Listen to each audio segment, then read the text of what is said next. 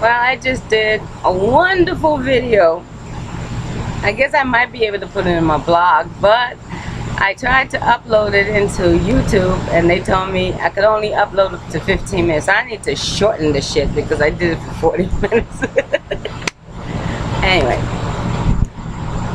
my name is Michelle DeSilva, and I was diagnosed with the illness of Manic Depression, which is later on is known as bipolar disorder, and now we have a bipolar II. When my son's father came to me and asked me, Michelle, what's bipolar II? I said, I don't know what the fuck bipolar II is. I know there's bipolar, you're manic or you're depressed or you're bouncing between the two. I don't know what the hell bipolar. Well, Catherine Zeta-Jones, caught her, found that she visited an institution. She had to come up because, you know, she's been very blessed. She's had this illness for a very long time, but because she acted and society didn't have Instagram and Twitter and paparazzis every single place, we didn't have to worry about everybody being in a business. I guess she got kind of busted, so she had to come out. And she got somebody out there to say, hey, no, hey, people, hey, slow your roll now. She doesn't have the bipolar disorder. She has bipolar II, which is a very tame, non-crazy type of bipolar. Now, do I hate the girl for doing that? No. Because in this world, if they think you have it, you're crazy, you're worthless, you're no good, you are what? You're unlovable, you're what else can I think of?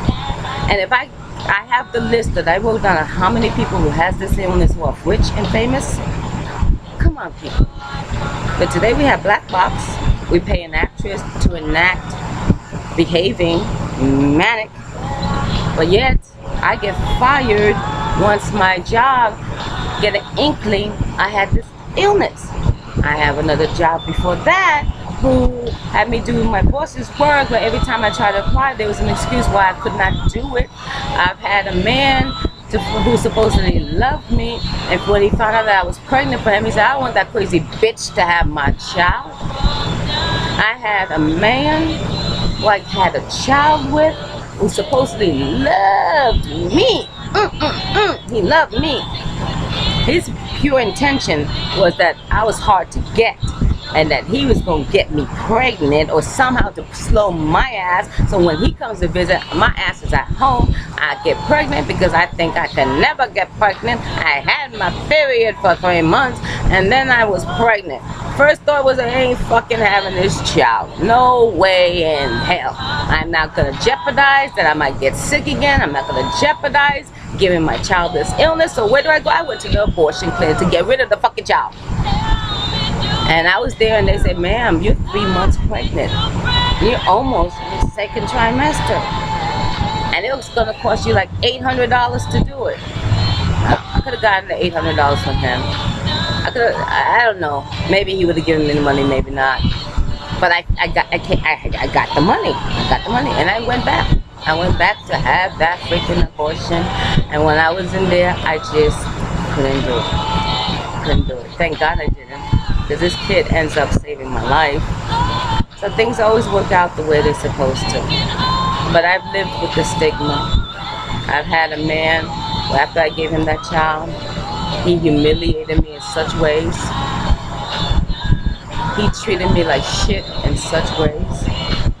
He took that one child that loved me unconditionally, the one child, the only thing that was mine, that was mine, and he took him away from me.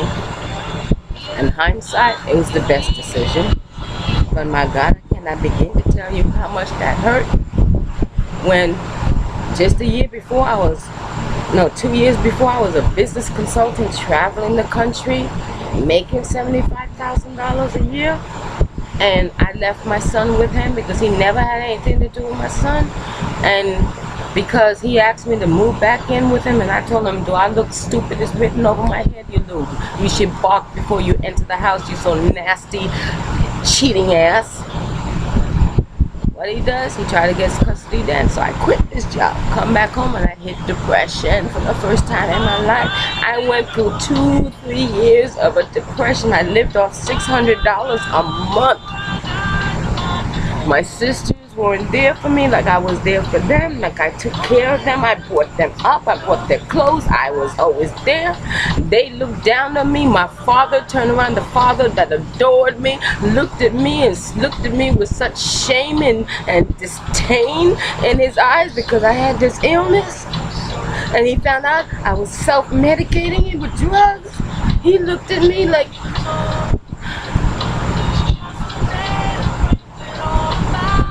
I'm not making this video to cry. But he broke my heart. He broke my heart. I put my father on a pedestal. I love that man so much. I still do.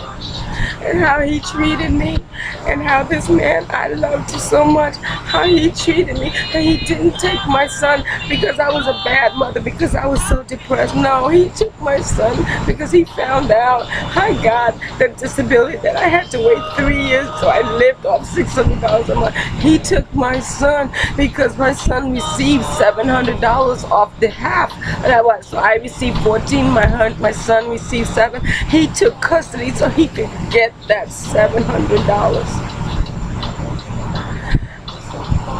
Thinking that was gonna break me. Then he inherited millions. He inherited millions. What did he need with that $700 from me? And then you took him away from me, and you left me in that darkness. Oh my God, that darkness that I was in. I hated myself so much. I was a bad mother. I was a bad person. I had nothing to show. I had no money. I had no child. I had no job. I had no friends. I really didn't have any family because my sisters and my parents said, oh, we love you. Well, your love fucking killed me. Oh my God. And I spent 20 years with never having a partner. Never. Because how could I even allow a man to love me? How?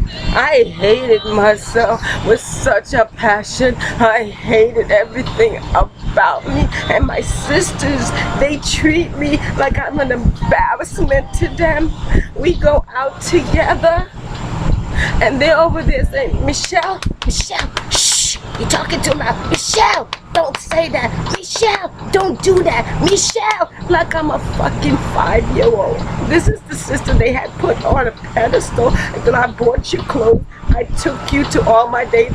I was there for you. I made sure you did not get treated like I got treated with my brother, who saw me at the age of 6 getting beat up by a bunch of little girls in Bensonhurst. We were the only 2 black kids in the PS 164. He saw those girls beating my ass. What did he do? He walked right on by and let them beat my ass. We lived down the block. My mom, my older sister was there. Did he tell them, oh, by the way, Michelle's over there getting her ass whipped?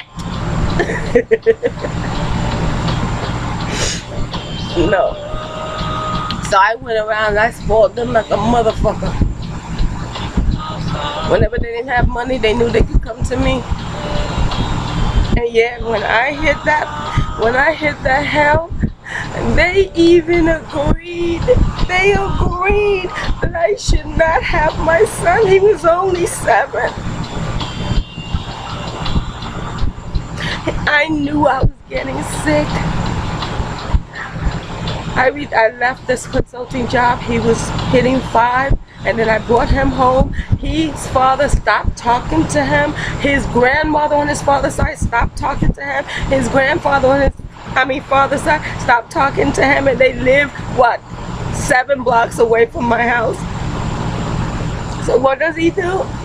Oh my God. They agreed. They agreed, this man who had moved his first girlfriend around the corner from me, the second girlfriend across the street from me, be fucking her but doesn't come and see his child, and his car is parked right across the street from me. This is the man that did all this to me. He inherited millions, and to just twist it some more, he took the one good thing I had. Hindsight, yeah, it was the best thing. But it hurt. My sister was not there.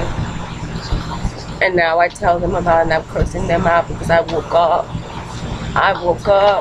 I was almost raped in one institution. Another institution left me in my shit in a straitjacket for 2 fucking days. And I sat there, and I remember that day clearly. I didn't do anything, and they put me, just because I asked a question, and they had written in the notes that she's combative and everything. They just rushed me, put me in that straitjacket, put me out. I'm not, please, I gotta go to the bathroom. They didn't care. I remember I'm in there and I'm on the desk and I'm pounding my head. I'm saying, God, why have you forsaken me? What did I ever do? I always treat people like I want to be treated. I've never had a friend. I had 3 friends and they took me in the bathroom. They said, girl, we don't want to be your friend. They call you little white girl. And Michelle is so stupid. Michelle's so stupid, doesn't realize the real reason why is because Dominique, the one girl, doesn't want the other 2 girls to be my friend anymore because all the guys wants to go out with me. But I can't even see that. I don't even look at that. I'm working 2 part-time jobs and my father doesn't allow me to date. I didn't even see it. I saw it as there was something wrong with me. There has to be something wrong. I've never had to go. Don't they say that there's something wrong with you if you keep on having the same situation happen to you over and over with different people, that you choose that. Now, was I not a good friend to them? Did I not let them borrow my clothes? Was I not there when they needed someone to talk to? Was I not, I couldn't go out to clothes because I wasn't allowed to go out. So I couldn't do that with them. So why are you calling me a little white girl? What? Because I speak proper English? It was just cruel. Then I'm getting older and I work in a place and I work hard, and because of my illness I get stigmatized and I do my boss's work, but they never hire me in 16 years. They tell me, you ain't got a college degree. I go back to school, get a college degree. I mean, but I woke up one day and I understood it all. I understood why I had to go through what I had to go through. God had to find a woman strong enough that he could put her through all of this. And I mean, it's a lot. There's voodoo. Yeah, there's voodoo. And yes, I do believe. I believe in my ancestors. I believe my father, my great-grandmother. You saw I skip my grandmother, right? I'm not sure she's going to be one of my angels. She hated my ass that much. But all my ancestors behind me are my angels. But I believe in God first. And that's how I choose to believe. I believe in the golden rule. Treat others as you want to be treated. I believe in a relationship. If I go into a relationship giving 100 and only expecting 90 or 80, then I'm always going to be getting more than we're both giving more than we expect back. So if I'm expecting 80 but yet he's giving me 100, I'm always going to get more, and vice versa. That's my belief in a relationship. He's supposed to be your best friend. He's supposed to compliment you. You're not supposed to be sucking on each other for any alternate neighbor. You know your love will elevate you both. Elevate you both. You both. It's not that either one of you complete you, but being together elevate both of you evenly through love, caring, friendship, kindness, courteous, romance, sex, all of it. I mean, it's been 20 years since I've been in a relationship. Not only am I horny, I don't have anybody to go get it some from. But I haven't had that. I haven't. It's been a long, long, long time. I understand the reason why today. But anyway, I have 1 minute late. So follow me. I'm going to be telling my life story because I need to write the book of my life. I need to have enough people comment on this. Please make it go viral. I will be telling you the truth, the shit. I will not hold back. And then on my blog, A Three Sisters Dream, ATHREESISTERS at Weebly.com. No, 3 Sisters Dreams. DREAMS. I hope I said that.